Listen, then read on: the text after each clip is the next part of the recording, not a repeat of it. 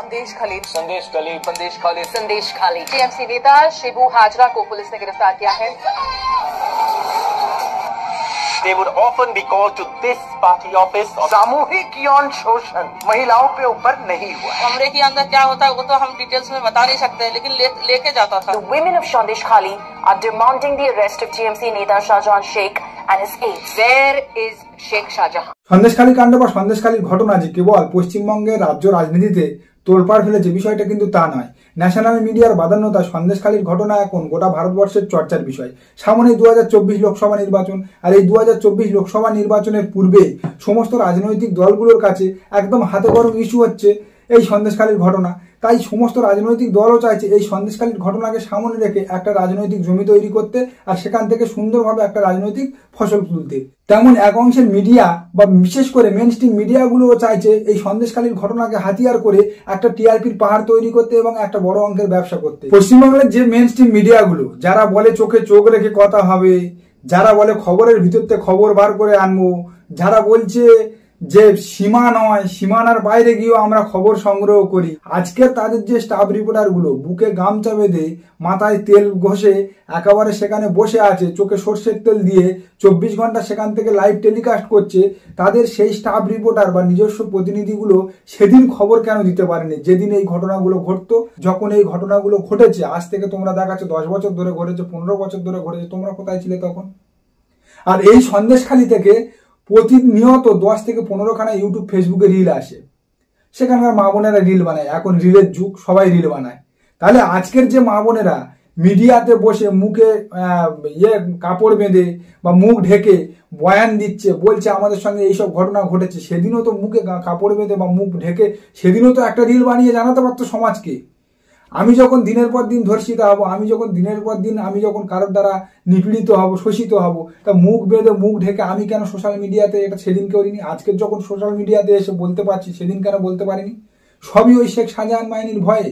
আমি বললাম হ্যাঁ ঠিক আছে, শেখ শাহজাহান মাইনির ভয়ে বা তৃণমূল কংগ্রেসের ভয়ে করেনি। তৃণমূল কংগ্রেসের পুলিশ ধরেই নিলাম, তর্কের খাতিরে ধরে নেওয়া হলো, তৃণমূল কংগ্রেসের পুলিশ সেখানে অভিযোগ নেয়নি বা পশ্চিমবঙ্গের পুলিশ সেখানে অভিযোগ নেয়নি। কিন্তু বিগত দিনে এই সন্দেশখালী ছিল সিপিআইএম এর গড়, সিপিআইএম এর একদম স্ট্রং ঘাঁটি। সেখানে সিপিআইএম এর একদম 2011তেও সিপিআইএম এর সেখানে এমএলএ ছিল, এই যে নিরাপদ বাবু যিনি হচ্ছে এখন অ্যারেস্ট হয়েছে। এই নিরাপদ বাবু তো তখন ওখানে এমএলএ ছিল, বর্তমানে তারপরে বিজেপির একজন অ্যারেস্ট হয়েছে।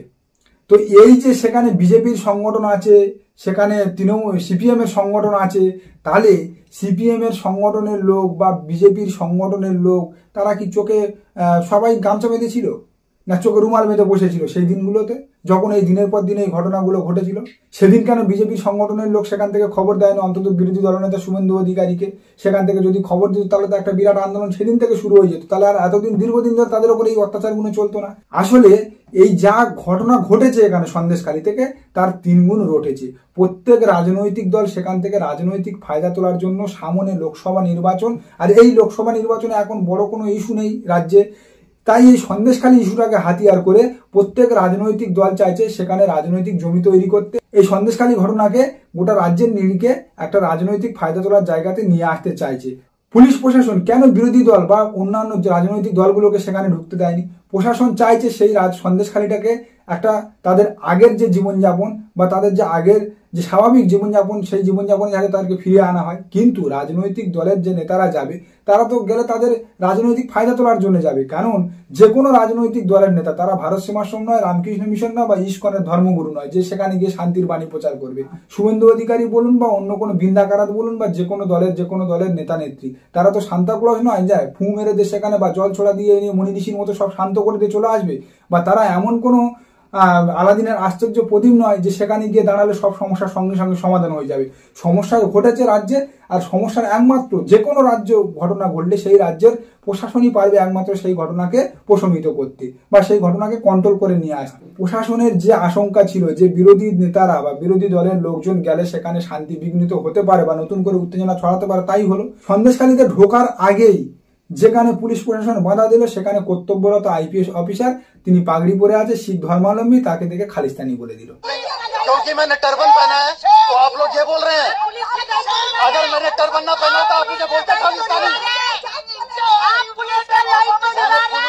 पुलिस को बोलिए, आप मेरे रिलीजन पे नहीं बोल सकते, आपके रिलीजन पे नहीं बोल रहा मैं, आप मेरे रिलीजन पे नहीं बोल सकते।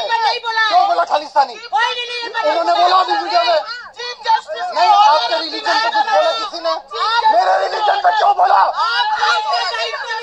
যিনি ঢোকার আগে উস্কানি দিচ্ছে তিনি সেখানে গিয়ে কি উস্কানি দেবে? আলটিমেট যা ঘটছে, এই যে মিডিয়া বা নিউজ মিডিয়া বা সোশ্যাল মিডিয়াতে বারবার এই মা বোনেদের সম্ভ্রম বিষয়টা নিয়ে যেভাবে কজলাকজলি করা হচ্ছে, যেভাবে তুলে ধরা হচ্ছে, মা বোনেদের ইজ্জত নষ্ট হয়েছে, মা বোনেদের সম্ভ্রম নষ্ট হয়েছে, মা বোনেদের সঙ্গে ধর্ষণ, শ্লীলতাহানির মতো ঘটনা ঘটেছে, যেভাবে দেখাচ্ছে তাতে মনে হচ্ছে প্রতিদিন যেন 50-60 জন করে মহিলা তাদের বাইট দিচ্ছে সংবাদ মাধ্যমের কাছে এসে। সমস্ত সংবাদ মাধ্যম সেখানে হামলে পড়ে আছে, সবাই চাইছে আমার সংবাদ মাধ্যমে কেউ না কেউ এসে বাইট দিক। প্রতিদিন যেভাবে দেখানো হচ্ছে তাতে যা দেখা যাচ্ছে যেন সন্দেশখালীর সমস্ত মহিলার সঙ্গে এই ঘটনাগুলো ঘটেছে, সন্দেশখালী বসবাসকারী সমস্ত মহিলার সঙ্গে ধর্ষণ করা হয়েছে, সমস্ত মহিলার শ্লীলতাহানি হয়েছে, সমস্ত মহিলার সম্ভ্রম নষ্ট করা হয়েছে। এতে করে যা দাঁড়াচ্ছে আগামী দিনে এই সন্দেশখালীর মা বোনেরা যখন বাইরে কোথাও যাবে, এখানে গিয়ে যদি বলে আমি সন্দেশখালী দেখছি, মানুষ বাঁকা চোখে দেখবে। সন্দেশখালী নাম শুনে মানুষ একটু যেন ও সন্দেশখালী থেকে আপনার সঙ্গে ঘটেনি তো এমন ঘটনা, আপনার সঙ্গে হয়েছে নাকি শ্লীলতাহানি, ধর্ষণ, পিঠে বানাতে নিয়ে গেছিল আপনাকে বলবে। আজকে আমি বলছি না, আগামী দিনে দেখবেন এটা হবে। সন্দেশখালীর মা বোনেরা যাদেরকে আজকে এই যেভাবে গোটা ভারতবর্ষে এই ঘটনাকে নিয়ে কজলাকজলি হলো, ছড়ানো হলো, তাতে করে আগামী দিনে যখন সন্দেশখালীর মা বোনেরা কোথাও যাবে, মানুষ যদি শুনে বলবে আপনার সঙ্গে কি, আপনাকে কি পিঠে বানাতে নিয়ে গেছিল, আপনাকে রাত্রে আটকে রেখেছিল, আপনার সঙ্গে কি এটা ঘটেছিল, ওটা ঘটেছিল, এই হয়েছিল। এই মা বোনেরা আগামী দিনে বাইরে গিয়ে বলতে পারবে যে আমরা সন্দেশখালী থেকে এসেছি? বলতে পারবে না, কারণ এই মিডিয়া যা করছে, এই বর্তমান মিডিয়াগুলো তাদের টিআরপির লোভে পড়ে মা বোনেদেরকে দিয়ে বারবার বাইট দিয়ে যা করাচ্ছে, আগামী দিনে কিন্তু সেটা বুমেরাং হবে সন্দেশখালী মা বোনেদের জন্য, সন্দেশখালী বসবাসকারী মানুষজনের জন্য, সন্দেশখালীর জনজাতির জন্য, সন্দেশখালী আদিবাসীর জন্য, সমস্ত সন্দেশখালী মানুষের জন্য সেটা বুমেরাং হবে। আগামী দিনে দেখুন যখন মিডিয়ার টিআরপি কমে যাবে, মিডিয়া চলে আসবে। পশ্চিমবাংলার অন্য কোথাও কোনো বড় ঘটনা ঘটুক, মিডিয়া ওখান থেকে ল্যাজ গুড়িয়ে, তল্পিতল বা পাতালি গুড়িয়ে চলে আসবে, সেখানে আবার নতুন করে আসর পাতবে। কিন্তু এই সন্দেশখালীকে নিয়ে তারা যেভাবে হাইলাইট করে দিয়ে আসছে, তাতে করে আগামী দিনে সন্দেশখালীর মানুষের সুষ্ঠু জীবনযাপন করা মুশকিল হয়ে দাঁড়াবে। এই মিডিয়ার চক্করে থাকবেন না, মিডিয়ার ফাঁদে পা দেবেন না, আর রাজনৈতিক নেতাদের ফাঁদে পা দেবেন না। প্রশাসনের উপর ভরসা রাখুন, প্রশাসনই আপনাদের একমাত্র যে কোনো রাজ্যে বা যে কোনো জায়গায় কোনো ঘটনা ঘটলে, দেশ বা যে কোনো রাজ্যে, সে প্রশাসন ছাড়া সেখানকার অবস্থার সংবেদনশীলতা বা সেই জায়গায় স্বাভাবিক জীবনযাপন কেউ ফেরাতে পারে না।